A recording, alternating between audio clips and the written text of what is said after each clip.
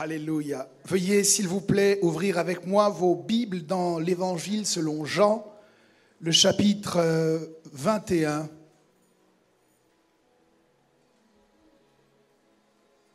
Versets 15 à 17. Jean, chapitre 21, versets 15 à 17. Je lis la parole du Seigneur. Dans la version français courant, après le repas, Jésus s'adressa à Simon-Pierre. « Simon, fils de Jean, m'aimes-tu plus que ceux-ci » Il répondit, « Oui, Seigneur, tu sais que je t'aime. » Jésus lui dit, « Prends soin de mes agneaux. » Il lui demanda une deuxième fois, « Simon, fils de Jean, m'aimes-tu » ?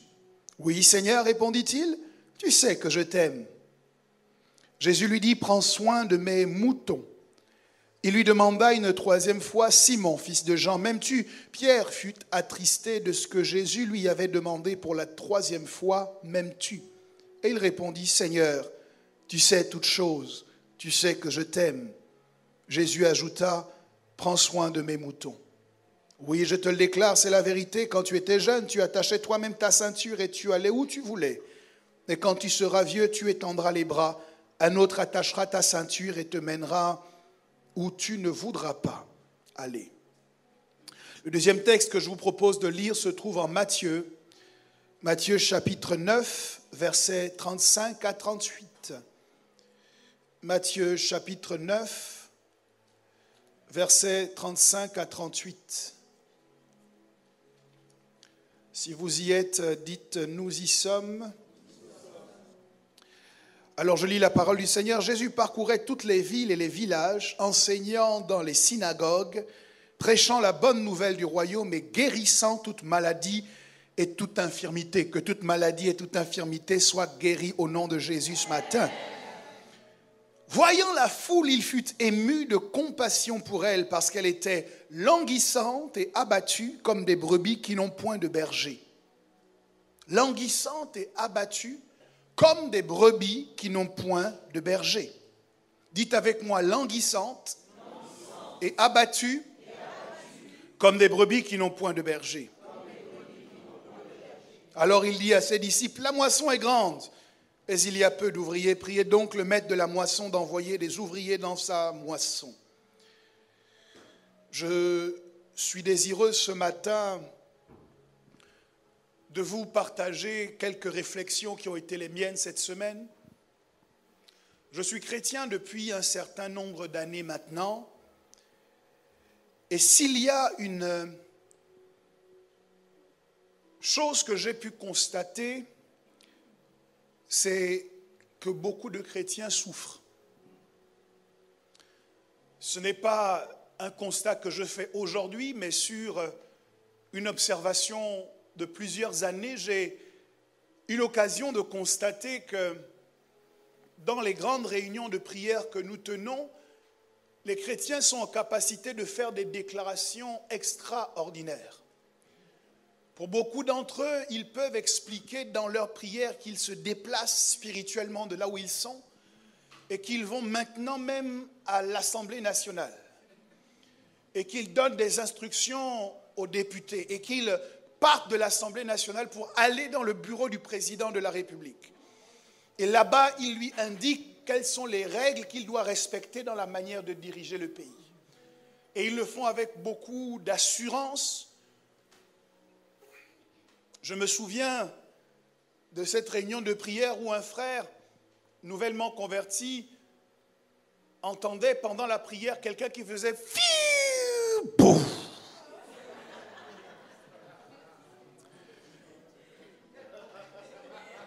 À plusieurs reprises pendant la prière, il entendait « fiu, boum ». Et n'y tenant plus, il est allé voir un ancien pour dire « mais qu'est-ce qu'il fait ?» Et cet ancien lui a dit, il envoie des bombes dans le monde spirituel.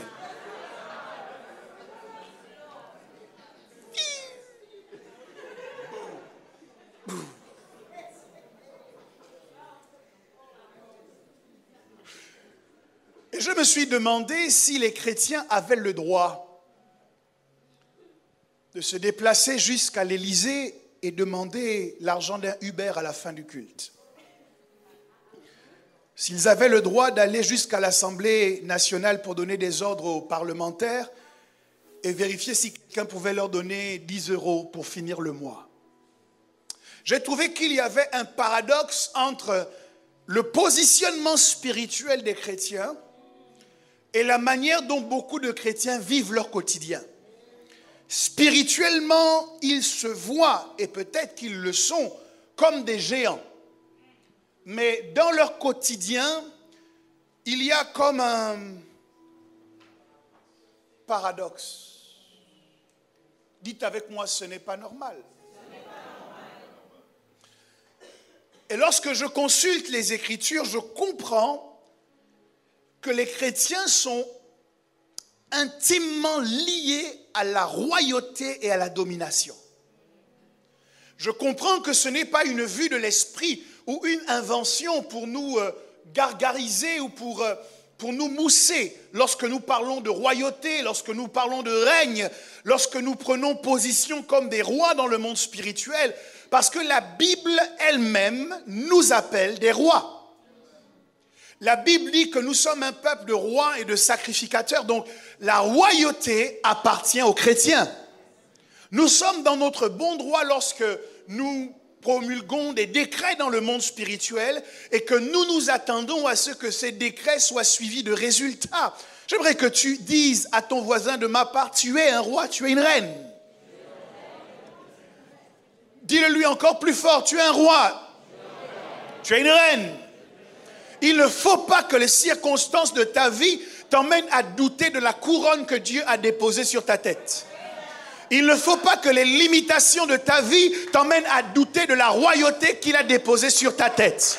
Il ne faut pas que les problèmes d'argent t'emmènent à remettre en question ta royauté. Il ne faut pas que la moisissure dans ton appartement t'emmène à remettre en question ta royauté, parce que tu n'es pas roi du fait des hommes, du fait d'un contrat de location ou du fait d'un compte bancaire, mais tu es roi par la vertu du Tout-Puissant, par la vertu de l'Éternel. C'est Dieu qui t'a établi dans la royauté. Et si Dieu établit, qui pourra te déstabiliser? Si Dieu t'a déclaré roi, qui pourra te rabaisser et te faire perdre ta couronne? Ce que Dieu fait, personne ne peut le défaire. Oui, nous sommes appelés à la royauté. Mais vous attendiez bien à ce qu'il y ait un mais.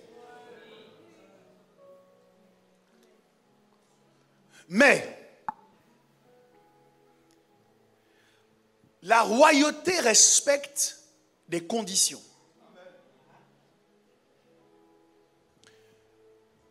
La première personne qui a été positionnée sur la terre en royauté, c'était Adam.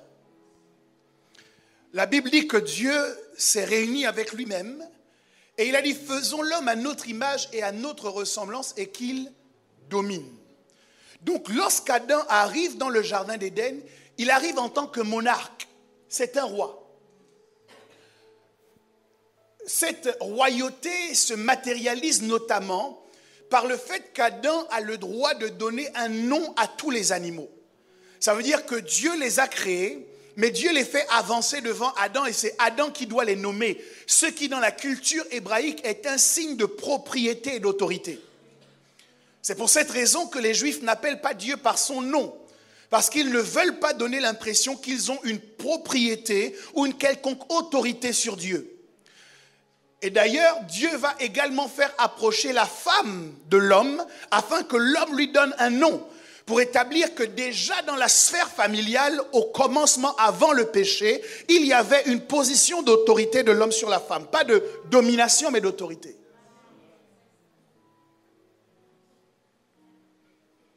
Le péché a changé l'autorité saine en domination malsaine. Mais la royauté d'Adam était conditionnée.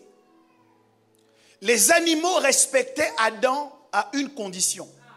Parce que quand ils voyaient Adam, ils voyaient en Adam celui qui avait établi Adam et qui les avait créés. Donc, tant qu'Adam ressemblait à celui qui les avait créés, les animaux le respectaient. Ça veut dire que la royauté est alimentée par la loyauté. Tant qu'Adam était loyal à Dieu, les animaux le respectaient et reconnaissaient sa royauté. Lorsqu'Adam a fait un acte de sécession vis-à-vis de l'autorité de Dieu, les animaux se sont révoltés contre lui. Donc la royauté exige un certain nombre de conditions. Et parmi ces conditions, il y a la condition de la loyauté. Lorsque nous parlons de loyauté, vous devez savoir qu'en vérité, nous vous équipons pour que vous puissiez rentrer dans la royauté qui est la vôtre. Que vous puissiez manifester cette royauté et que toutes les situations qui doivent vous respecter, se soumettre à vous, le fassent vraiment parce qu'elles reconnaissent en vous l'image de celui qui vous a établi sur elles.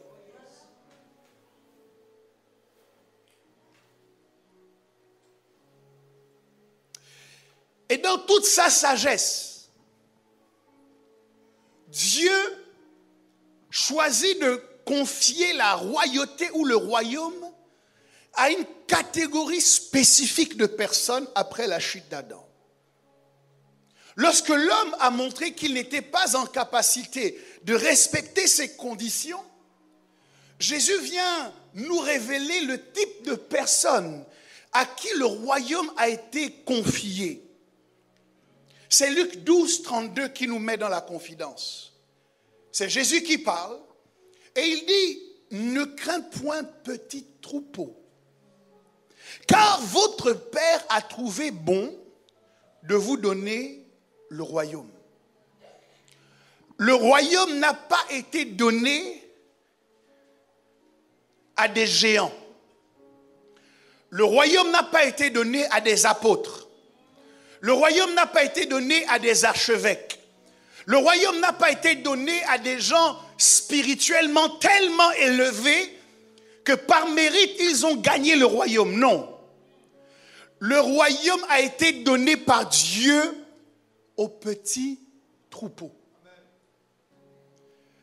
Donc, la condition numéro 2 pour avoir accès à la propriété du royaume et à l'exercice du règne, c'est de prendre sa place en tant que brebis du Seigneur. Je redis. La condition pour accéder à la manifestation du règne, c'est de prendre sa place dans le troupeau de Dieu. J'aimerais que tu demandes à ton voisin, as-tu pris ta place en tant que brebis du Seigneur? Quand nous lisons nos Bibles, notre intérêt n'est pas porté sur l'image de la brebis. Quand nous lisons nos Bibles, beaucoup d'entre nous, nous voulons être des champions. Nous voulons être des guerriers. Nous voulons être des tueurs de géants. Nous voulons être des reines. Nous voulons être des princes, des princesses. Nous sommes intéressés par plusieurs images qui sont des images plutôt favorables, favorisantes pour notre propre estime de nous-mêmes.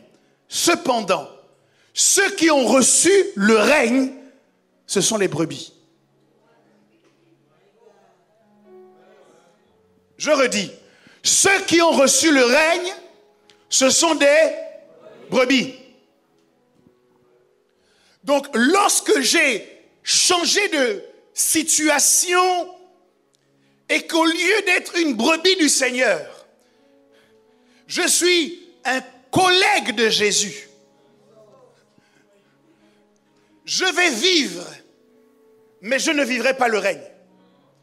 Parce que le règne questionne en moi, est-ce que je suis une... Je vais demander à ceux qui sont ici. Le règne questionne en toi, est-ce que tu es une... Y a-t-il quelqu'un qui veut régner? Je croyais que j'allais entendre un meilleur amen. Je dis, y a-t-il quelqu'un qui veut régner?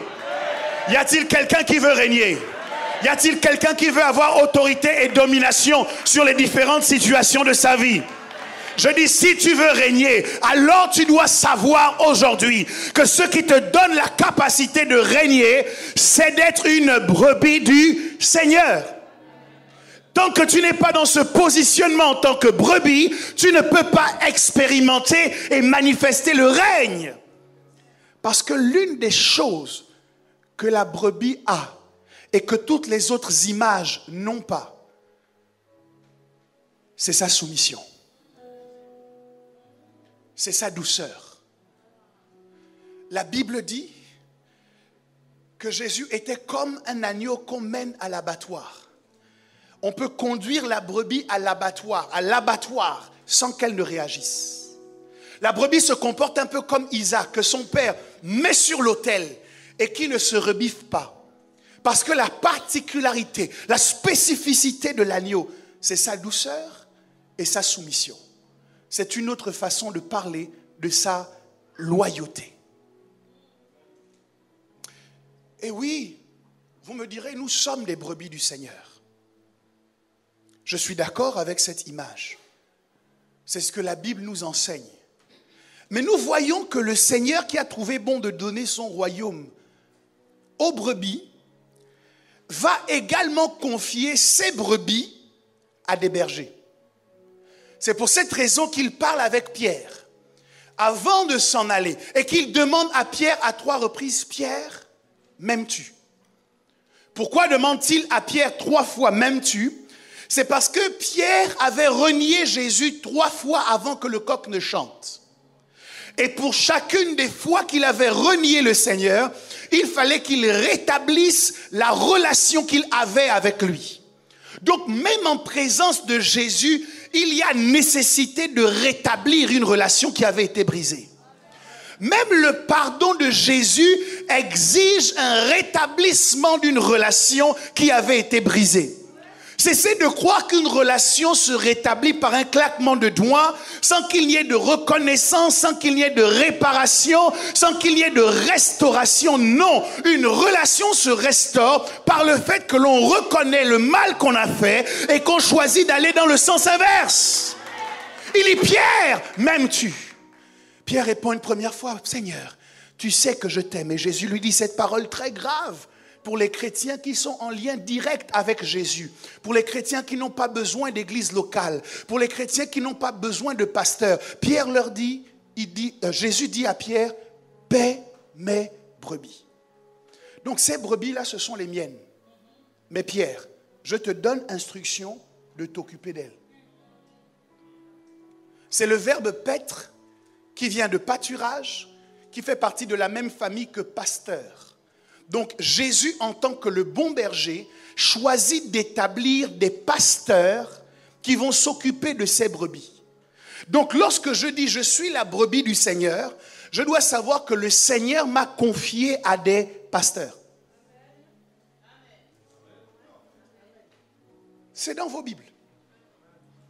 Lorsque je suis la brebis du Seigneur, je réalise que le Seigneur m'a confié à un pasteur. Et que le pasteur travaille sous la direction de Jésus pour l'avancement de ma vie chrétienne. Et je comprends mieux. Pourquoi,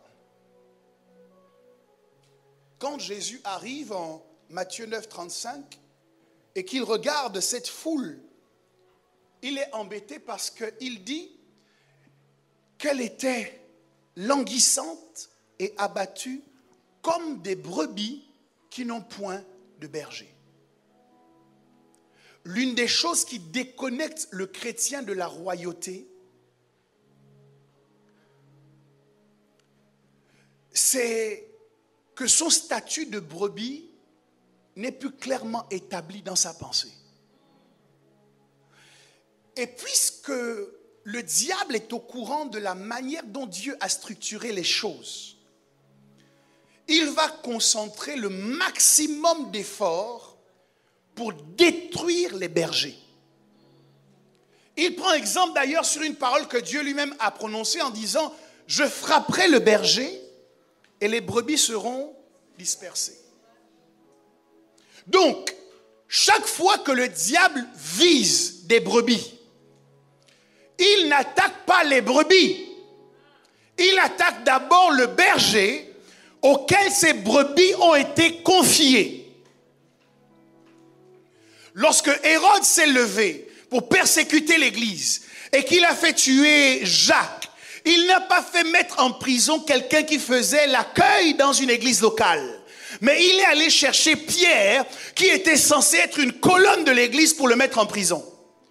Parce que si Pierre est frappé, l'impact que cela va avoir sur le pâturage ou sur le troupeau est beaucoup plus grand que si une personne de l'église locale est frappée.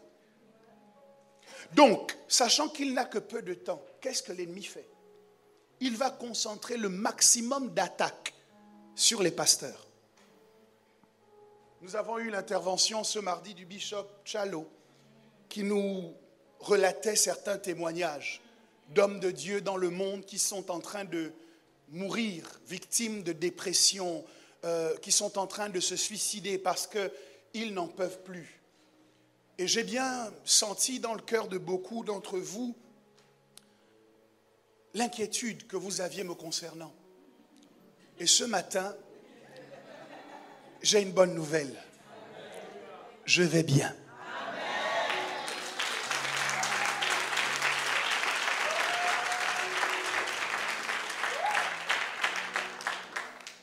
Je veux vous rassurer, afin que vos prières pour moi ne soient pas des prières de peur. Je vais bien. Les choses ne se passent pas toujours comme je voudrais qu'elles se passent.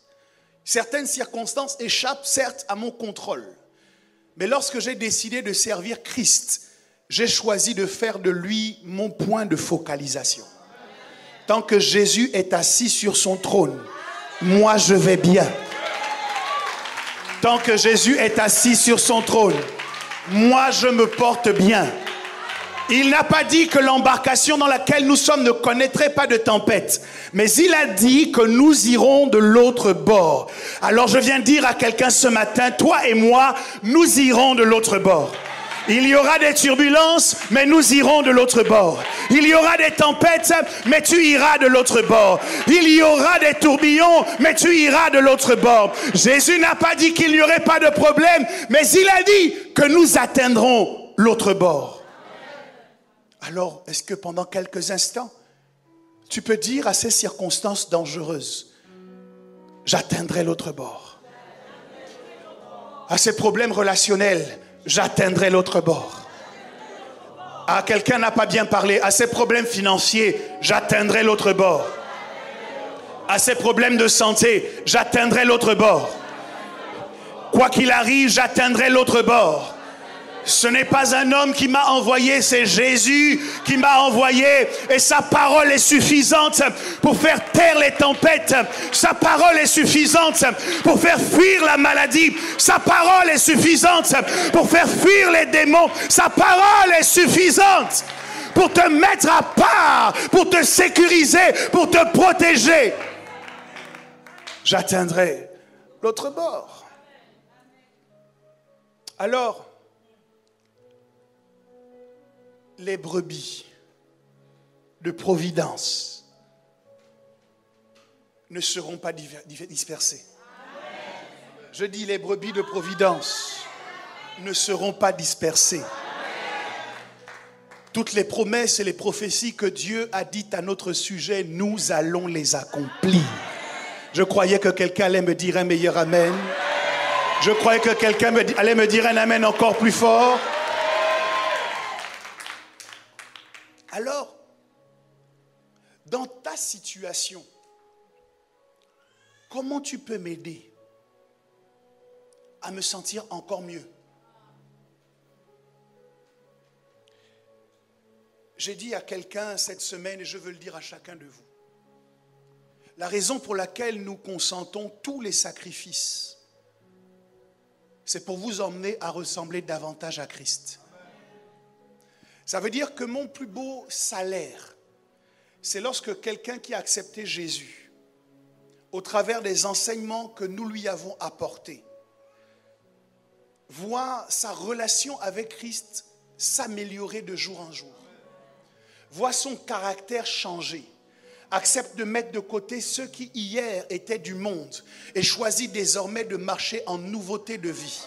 Mon plus beau salaire, ce n'est pas l'argent, ce n'est pas une offrande, ce ne sont pas des maisons.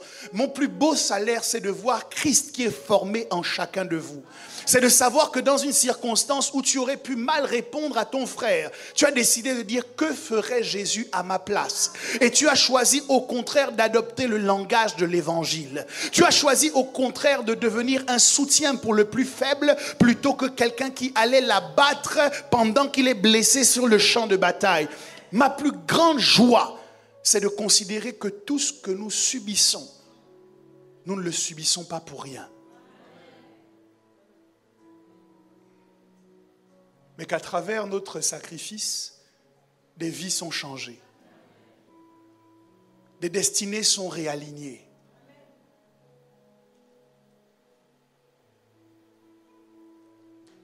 Reprends ta place dans le troupeau de Dieu. La première chose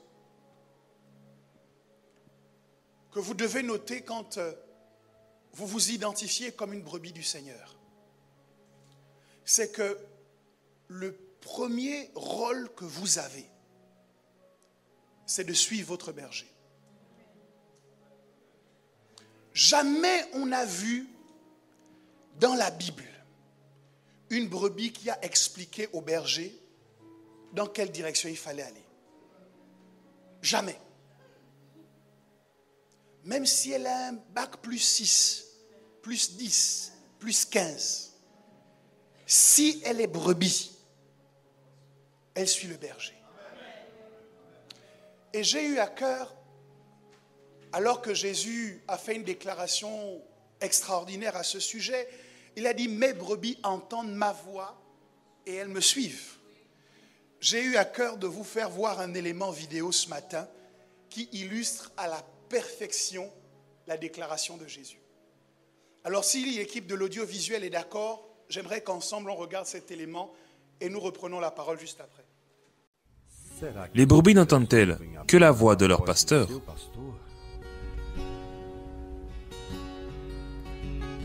Voici le test numéro 1. One more time.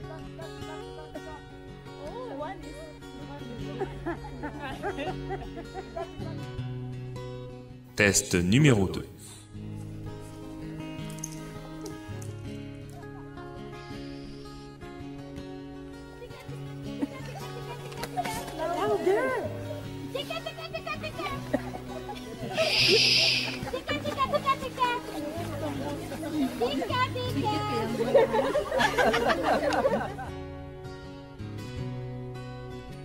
Test numéro 3.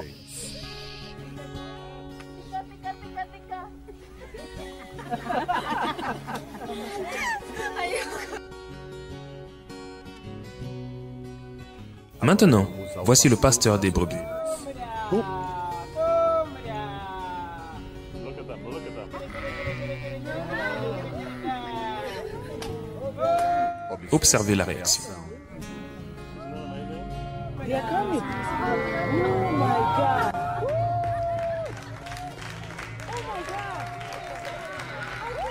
Oui, elles n'entendent que la voix de leur pasteur.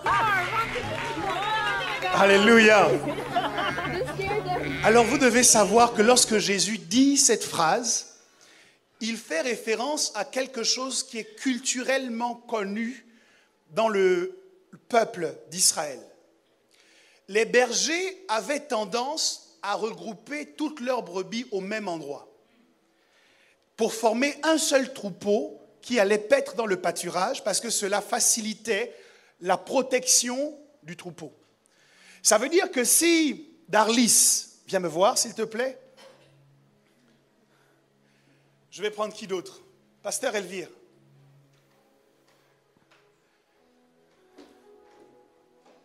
Merci. Maintenant, j'ai besoin de 3 personnes qui vont se mettre derrière chacune de ces personnes que j'ai fait venir. 3 personnes, s'il vous plaît.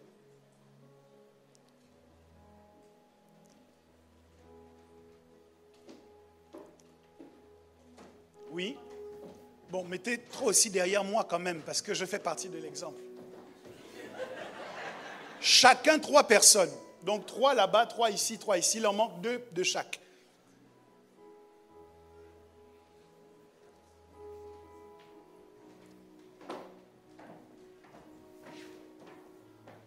C'est bon.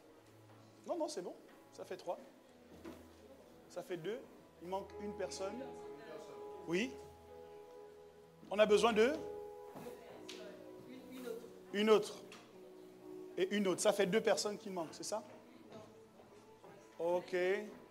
Il manque une personne. Merci.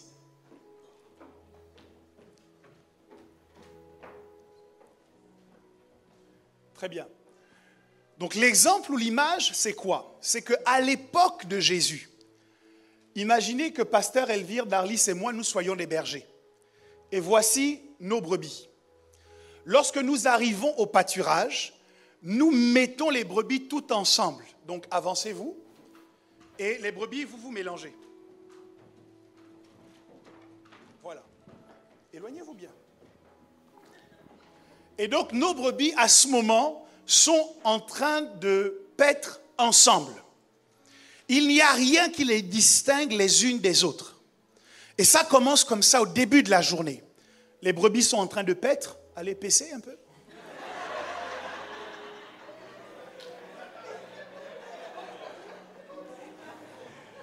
Alléluia. Et puis, survient le soir. Comment on fait? Parce que là, j'ai pris 3 de chaque, mais en fait, les troupeaux étaient composés de centaines de brebis. Comment on fait pour distinguer les brebis de Darlis, les brebis d'Elvire? Ce qui se passait, c'est que le berger numéro 1 venait et il avait un chant que seuls ses brebis reconnaissaient. Et donc il disait, venez à moi mes brebis. Et donc ceux qui sont derrière moi normalement sortaient du troupeau. Et Pasteur Elvire fait la même chose. Et elle fait son chant.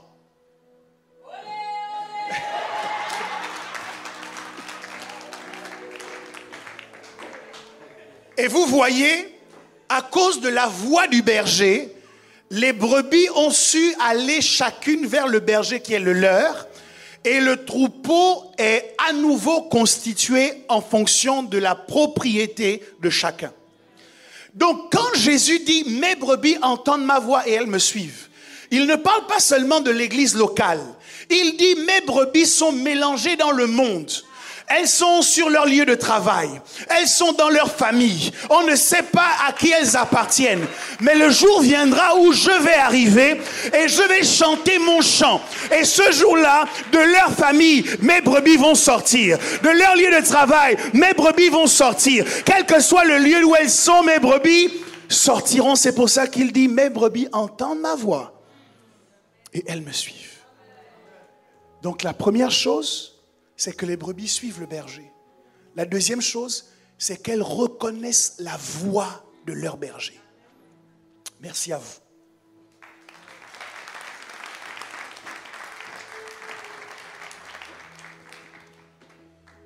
La troisième chose, c'est que les brebis savent que leur destin est lié au berger auquel Dieu les a confiés. Et ça veut dire que lorsque le berger est attaqué, il y a une réaction en bloc de ces brebis-là parce qu'elles savent que leur destin dépend de lui. Vous me suivez? Donc il y a un mouvement de prière dans l'église primitive qui va monter lorsqu'on arrête Pierre et qu'on le met en prison. Parce que les membres de l'église disent, s'ils n'ont même pas eu peur de faire ça à Pierre,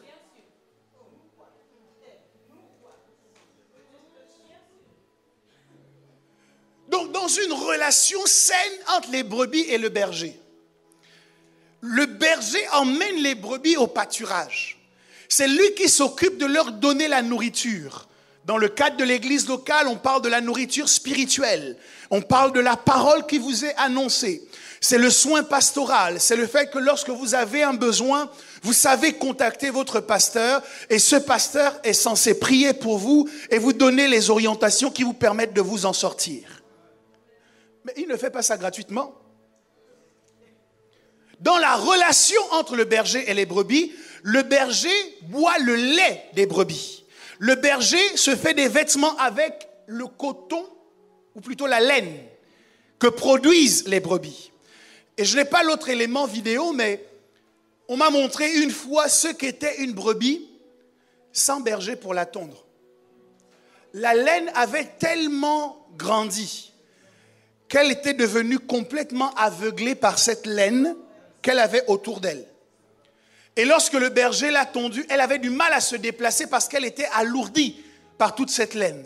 Et lorsque le berger la tond, vous voyez la légèreté avec laquelle elle se déplace et vous comprenez qu'une brebis sans berger est un gibier. Alors dans le cadre de l'église locale, et particulièrement de l'église locale aujourd'hui, nous avons des relations entre les brebis et les bergers qui suivent les deux extrêmes. La première extrémité, ce sont les brebis qui suivront un berger coûte que coûte et quoi qu'il arrive. Ça veut dire, même si le berger est en train de commencer à prêcher des choses qui n'ont rien à voir avec la parole de Dieu, vous avez des gens qui vont le suivre.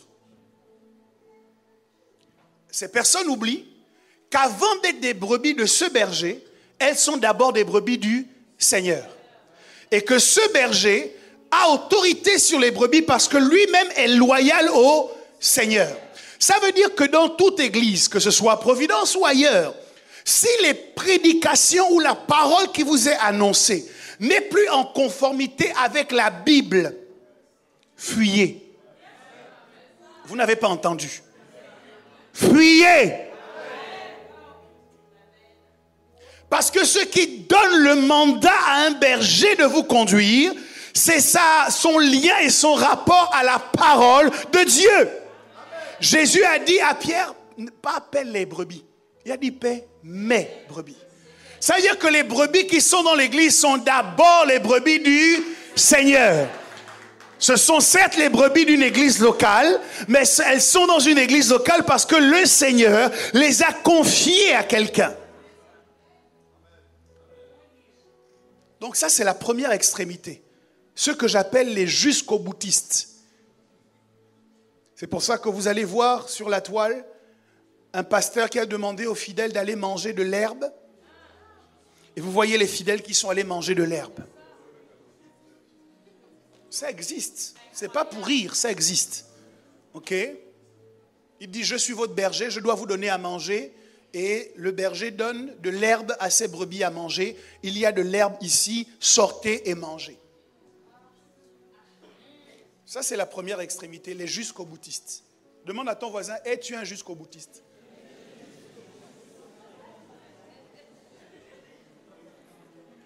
La deuxième extrémité, c'est ceux qui sont dans une relation où le berger n'est plus un berger.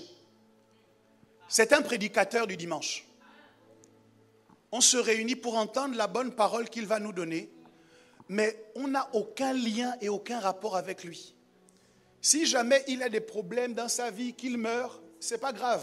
Il y a beaucoup de pasteurs et beaucoup d'églises ici, on pourra y aller. C'est quelqu'un qui ne doit pas forcément nous dire dans quelle direction nous devons aller ou comment nous devons orienter notre vie. Parce qu'il a le Saint-Esprit, nous aussi on a le Saint-Esprit. Dieu lui parle, Dieu nous parle aussi. Et dans ces conditions, nous sommes membres de cette église locale, c'est vrai. Mais en fait, il ne faut pas que le pasteur là nous en demande trop. Quand vous êtes dans ce rapport, vous n'êtes plus des brebis. Vous êtes des collègues de votre pasteur. Oh pasteur, la prédication que tu as prêchée dimanche là, bon, moi je n'aurais pas dit les choses comme ça. Hein?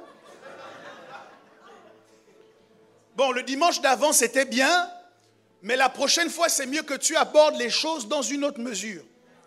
Bien, pasteur, moi j'aime pas trop quand tu parles de ce sujet parce que ça me dérange, je ne suis pas trop d'accord avec ça.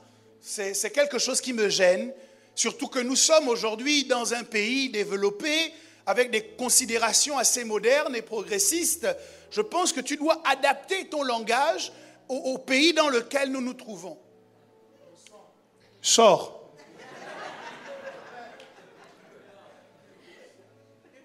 Donc voici les deux extrémités qui nous maintiennent, attention, loin de la royauté. Parce que quand la royauté cherche quelqu'un, elle cherche le petit troupeau à qui Dieu a trouvé bon de donner le royaume. Donc si je veux être éligible au royaume, je dois m'interroger sur mon positionnement dans le troupeau. Suis-je vraiment une brebis du Seigneur?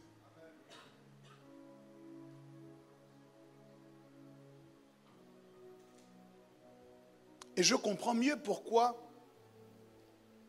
les premières personnes à qui Dieu annonce que Jésus est né en Israël, ce sont les bergers. Les mages ont interprété une étoile. Ils sont allés voir Hérode. Mais quand Dieu a voulu aller parler aux Juifs pour leur dire qu'il y a une naissance du Messie, ce sont les bergers qu'on est allé voir.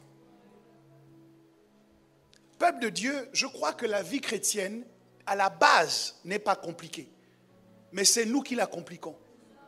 Nous la compliquons lorsque les positions que Dieu nous a affectées, nous les délaissons parce que nous sommes intéressés par d'autres places. Parce que nous sommes intéressés par d'autres rôles.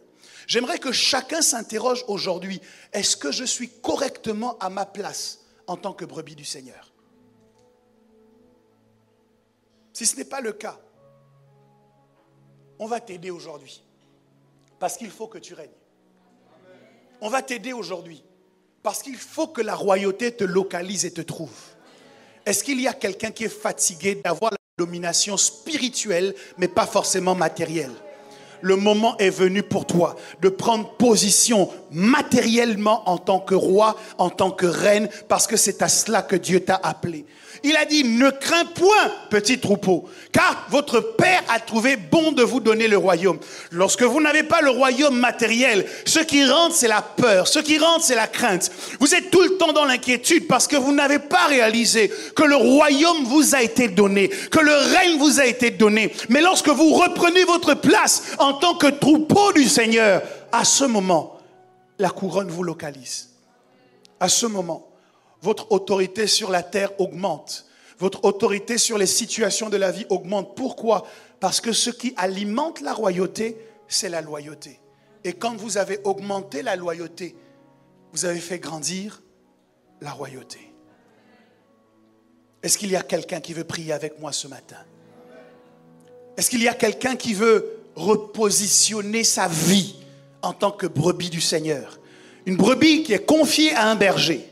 Mais il faut que ta place soit prise à cet endroit. Parce que c'est là que le règne t'attend.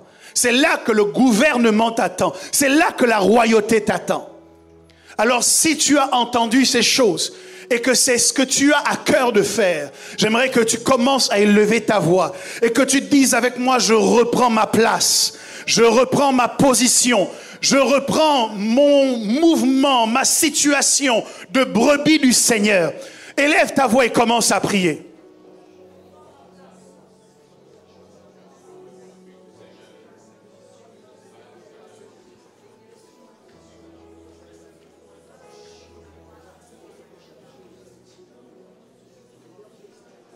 Il y a des choses qui veulent te faire perdre cette position. Il y a des choses qui veulent t'éloigner de cette position. Mais le règne est là. Le règne ne se déplacera pas. Le règne est là. Le règne t'attend.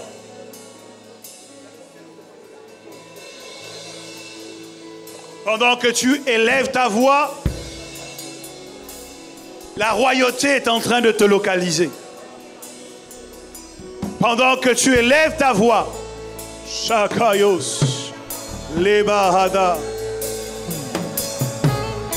l'image de ton berger, l'image du bon berger va commencer à être rendue visible à travers toi par les circonstances que tu traverses. Elles vont constater que tu ressembles au Créateur. Elles vont constater que tu ressembles au bon berger. Et elles vont se soumettre à ton autorité. Parce que tu reprends ta place.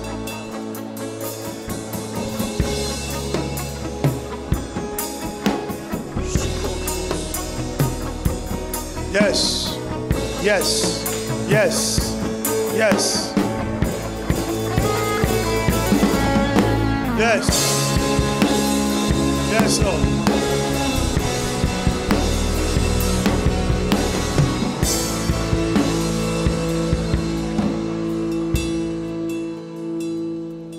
Seigneur, alors que ce peuple revendique sa place en tant que brebis du Seigneur, que la royauté le localise maintenant. Oui, Saint-Esprit, fais-le. Que la royauté le localise maintenant. Il y a un manteau d'autorité que tu m'as dit vouloir déposer sur les épaules de ton peuple. Il y a un manteau de règne, un manteau de gouvernement. Alors que les cœurs sont repositionnés, le royaume que tu as donné est attiré.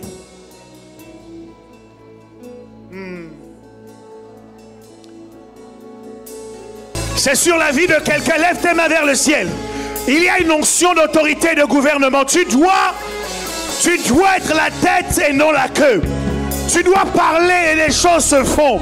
Tu dois vivre en conformité avec le règne auquel tu as été appelé.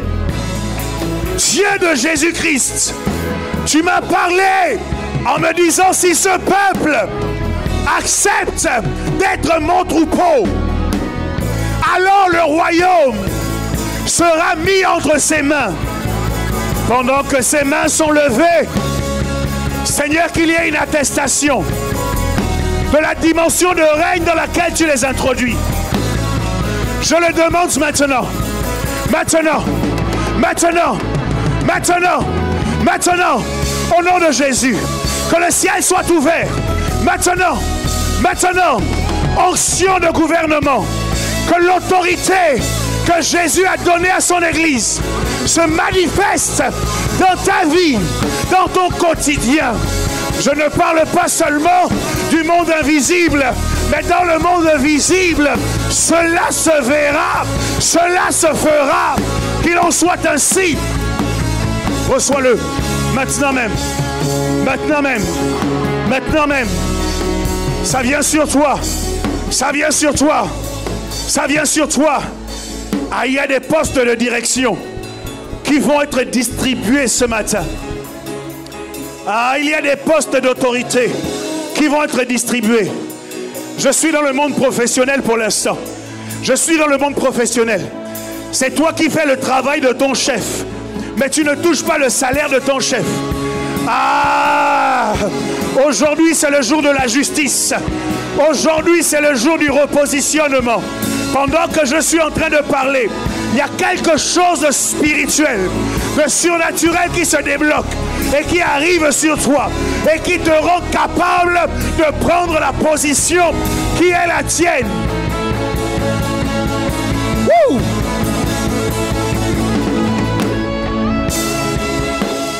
Prends ta place, prends ta place, prends ta place, prends ta place. Alléluia. Prends ta place, prends ta place, prends ta place, prends ta place. Prends ta place, Prends ta place, prends ta place, prends ta place, prends ta place, prends ta place. prends ta place. Il y a des hommes et des femmes en ce lieu auxquels Dieu va donner une position d'autorité dans leur famille. Ce n'est pas lié à ton âge, ni à ta situation financière, mais je vois de plus en plus de situations difficiles converger vers toi. On dira, on attend de savoir ce que tu dis. On attend de savoir quelle position tu prends. On attend de savoir dans quelle direction tu veux qu'on aille. C'est quelque chose qui se passait jusque-là, mais que tu fuyais. Et tu répondais, mais ce n'est pas moi qui suis l'aîné. Dieu est en train de parler en disant, souviens-toi de ce que j'ai fait avec Jacob. Je vais te mettre en position d'autorité dans ta famille. Pendant que je suis en train de parler, l'Esprit est en train de toucher ces hommes et ces femmes. Il y a des cas compliqués que tu devras gérer avec la sagesse du ciel. Et ce que tu ressens, c'est la sagesse d'en haut qui est en train de t'être injectée maintenant. Cette sagesse est en train de tomber sur toi et elle est tellement glorieuse que ton corps a du mal à la contenir. Attention, je vois à ma gauche, à ma droite, il y a des hommes et des femmes que Dieu est en train de toucher particulièrement. Vous allez devenir des sources de sagesse au sein de vos maisons, au sein de vos familles. Tu diras, mais pourquoi cela m'arrive? Dieu te dit, c'est parce que ma main est sur toi. C'est parce que je suis en alliance avec toi. De la même manière que l'Église est la tête des nations, de la même manière, tu seras la tête dans ta famille. Tu seras la tête dans ta maison. Tu seras la tête. Oui, Seigneur. Oui, Seigneur. Oui, Seigneur. Oui, Seigneur.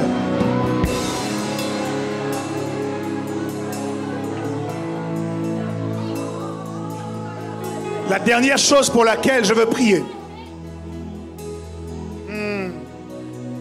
c'est qu'il est difficile de régner lorsqu'on n'a pas le pouvoir financier. Il est difficile de régner lorsqu'on est financièrement limité. Et le Seigneur m'a dit qu'il y a des hommes et des femmes qui doivent atteindre un autre niveau dans leurs finances. Je dis, si vous étiez dans un pâturage désertique ou aride, Dieu va vous emmener dans des plaines fertiles. Votre niveau financier en 2023, je parle de cette année, votre niveau, votre situation financière va radicalement changer.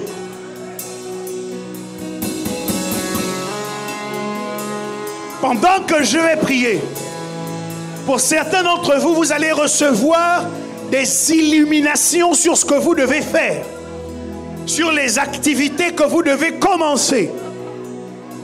Pour d'autres, suivez-moi bien, le Seigneur va vous mettre à cœur des gens dont vous devez vous éloigner. Parce que leur présence dans votre environnement bloque certaines avancées financières. La troisième chose qui va arriver pour d'autres, c'est que votre cœur va commencer à s'ouvrir à l'intelligence financière. Les gens dans votre environnement qui vous disent toujours « tu dépenses trop ». Avant, quand ils vous le disaient, ça vous irritait. Au fur et à mesure, votre cœur va changer. Et vous allez commencer à entendre davantage ce qu'ils ont à vous dire sur la gestion de vos finances. Si tes mains sont levées, tu es prêt à le recevoir. Seigneur, alors que ton ciel est ouvert, je veux prier pour ces hommes et ces femmes dont les finances doivent changer. Tu es le Dieu des miracles. Je ne sais pas pourquoi ils sont bloqués. Je ne sais pas ce qui les a limités. Mais je sais que rien ne t'est impossible. Alors que notre foi est centrée sur toi, est concentrée sur toi, dans le nom de Jésus, que les entraves tombent, que les limitations financières tombent, que les mauvaises habitudes financières tombent, dans le nom de Jésus-Christ de Nazareth. Dans le nom de Jésus, je prie au Dieu afin que des idées nouvelles viennent, afin que des agents appauvrissants partent, afin que l'intelligence financière soit communiquée. Que cela arrive maintenant, maintenant, maintenant, maintenant. Il y a des millionnaires que Dieu va lever à providence. Oui, c'est sur toi, c'est sur toi. Ah, des capacités nouvelles, le pouvoir d'acquérir des richesses. Il vient sur toi maintenant. Je dis, il vient sur toi. Oh, il y a des hommes d'affaires, il y a des femmes d'affaires. Tu ne vas plus entreprendre par tes forces, mais l'Esprit allume un feu. Oui, ça a commencé. Ça a commencé à ma droite. Ça continue, ça continue, ça continue. Le pouvoir d'acquérir des richesses. Il y a quelqu'un qui le reçoit à ma gauche. Reçois-le, reçois-le, reçois-le. Reçois-le. Tu ne seras plus limité financièrement. Reçois-le, reçois-le. Elle pense à un champ et elle l'acquiert. Elle pense à un champ et elle l'acquiert. La capacité d'acquérir, le pouvoir d'acquérir, le pouvoir d'acquérir.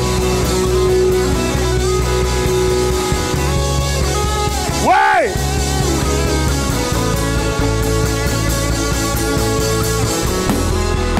Si tu as ton portefeuille avec toi, prends ton portefeuille dans ta main droite et commence à prier toi-même. Rappelle à Dieu que tu es une brebis du Seigneur, que tu es de son troupeau. Tu ne dois pas vivre les mêmes choses. L'Esprit a déjà commencé. L'Esprit est en train de travailler. Lève ton portefeuille dans ta main droite et dis avec moi, Éternel, je suis membre de ton troupeau. Je suis la brebis du Seigneur. Alors je ne connais pas les mêmes limitations que les autres qui m'entourent. Mais parce que je suis en alliance avec toi, ta provision est débloquée. Ta provision est disponible. Ta provision est visible. Yahvé Jireh, toi qui pourvois à tous mes besoins, donne-moi maintenant le pouvoir d'acquérir des richesses. Les richesses de ce pays, je les acquiers maintenant. Richesses financières, immobilières, je vous acquiers par la puissance du nom de Jésus. Du nom de Jésus, je mangerai les meilleures productions de ce pays. Au nom de Jésus, au nom de Jésus, librement pris pendant quelques instants.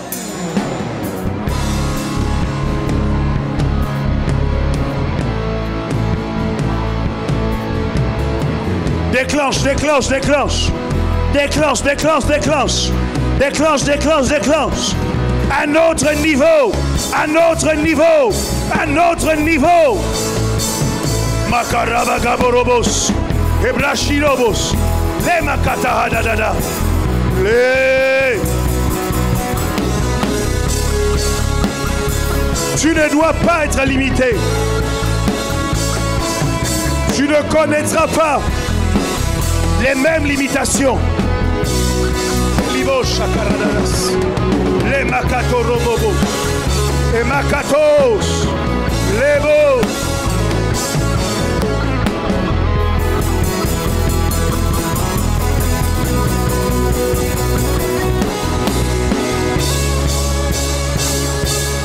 Que quelqu'un dise Amen. Le psaume 23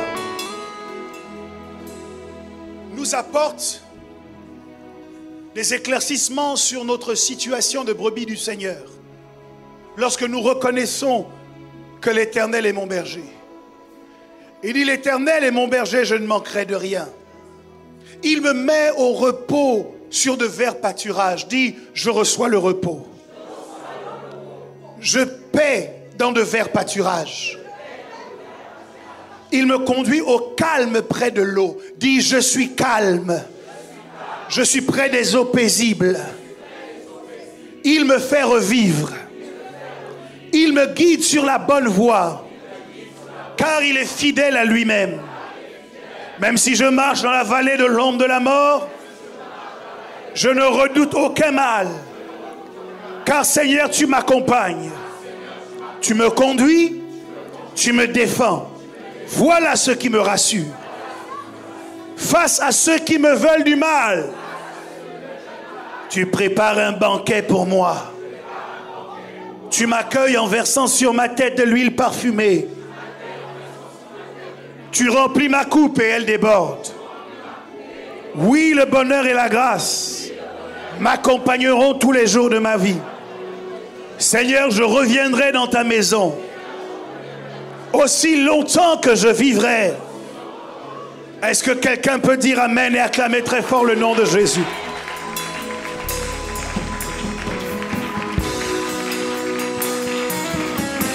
Vous comprenez, mes amis, que lorsque nous nous positionnons en tant que brebis du Seigneur, il y a tout un ensemble d'avantages auxquels nous avons accès. Et lorsque nous sortons de ce positionnement-là, tous ces avantages ne nous reconnaissent plus. Ce matin, l'Éternel a dressé une table pour chacun de nous en face de nos adversaires. À cette table, ce que nous mangeons, c'est son corps. À cette table, ce que nous buvons, c'est son sang. Mais vous comprenez que tout cela n'est possible que parce que nous commençons à dire qu'il est notre berger. S'il est ton berger, alors quand tu es dans l'adversité, lui-même est concerné. Et lui-même arrive et dresse une table. Ce matin, nous allons avoir part à la table du Seigneur. Je voudrais que tu aies à l'esprit toutes les adversités qui se dressent contre toi. Et que tu saches que quand l'Éternel est ton berger, il n'y a aucune adversité qui peut tenir devant le corps et devant le sang de Jésus. Je voudrais que tu les regardes en face pendant que tu t'apprêtes à manger le pain et à boire le vin. Et que tu saches leur dire, je ne suis pas une brebis orpheline. Je ne suis pas un gibier. J'ai un berger. L'Éternel est mon berger. J'entends sa voix et je le suis partout où il me conduit. Même dans la vallée de l'ombre de la mort, je ne crains aucun mal car il est avec moi. Cette semaine, je connaîtrai le repos. Cette semaine, je mangerai dans le vert pâturage. Cette semaine, ma tête est huilée d'une huile parfumée. Elle est couronnée d'une huile parfumée. Cette semaine, je connais l'onction du débordement. Ma coupe déborde. Mon compte bancaire déborde. Mon argent déborde. Mes possessions débordent. L'abondance est sur moi parce que l'Éternel est mon berger.